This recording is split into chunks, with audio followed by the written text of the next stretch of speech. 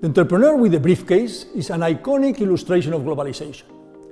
As a modern lonely explorer, he leaves everything and everyone behind in search of new contacts abroad and new markets for his products.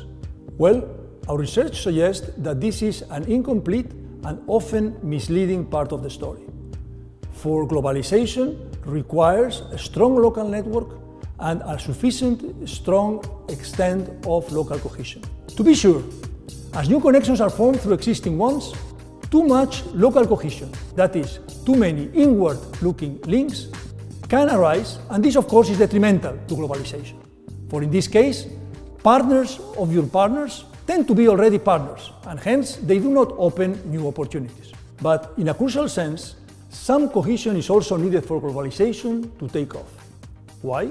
Because in economic relationships, trust is key in the formation of new links, and trust only develops if those new links are well supported by pre-existing relationships. Thus, a sufficient degree of cohesiveness is needed for the network to expand early on and eventually become truly global. With Georg Dörnecker, we have constructed a stylized model of globalization that, building on the booming theory of networks, develops the former insight and many others related to the process of economic globalization. It also proves to be empirically relevant in that it generates new quantitative predictions on the effect of globalization on economic performance that are well supported by the data. In a world where local resources and local information are exploited almost fully by economic agents, say firms, only global connections give these firms access to truly novel information, technology, and market opportunities. Why? Because only those global connections give access to non-redundant opportunities, different from those that are already enjoyed locally. In this sense, globalization is the engine of economic growth, by allowing a sustained discovery and exploitation of new economic opportunities. We model economic globalization as a situation where economic agents, even if far away in space, say geographical, cultural, knowledge space, are connected through short paths in the social network. And in this network, we say that two agents are connected if they are involved in an economic relationship, such as trade, a partnership, an investment, and so on, through which information, or more generally, knowledge, can flow.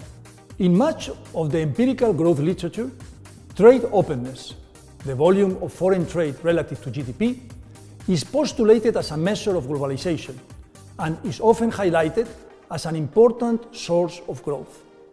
Our empirical analysis shows that, on the contrary, a much better measure of globalization is network-based. In essence, it's a measure of how close a country is to other countries in the World Trade Network.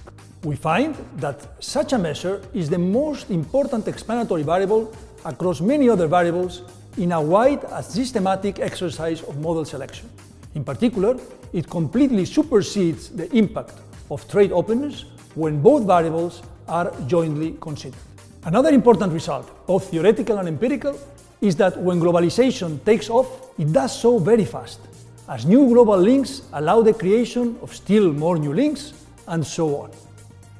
To understand how it works, imagine an Italian car manufacturer that buys an important input from a Japanese firm, say a traditional battery. It learns then about the existence of a type of battery that can be charged efficiently, which is manufactured by an American firm that produces solar panels. The Italian and American firms then get involved in a partnership to produce a cheap electric car, whose battery is charged by solar energy. To produce those batteries, lithium is needed, which is supplied by an Australian firm that also sells to a Chinese car producer. By sharing that common Australian supplier, the Italian and Chinese car manufacturers develop some trust, which leads them to launch a joint venture aimed at producing jointly a car for the massive Chinese market.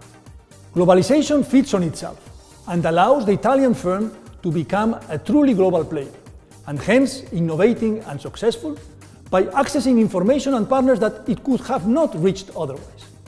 Indeed, empirical and historical evidence indicates that it is through such abrupt, punctuated transitions that the process has worked whenever economies have succeeded in becoming truly global.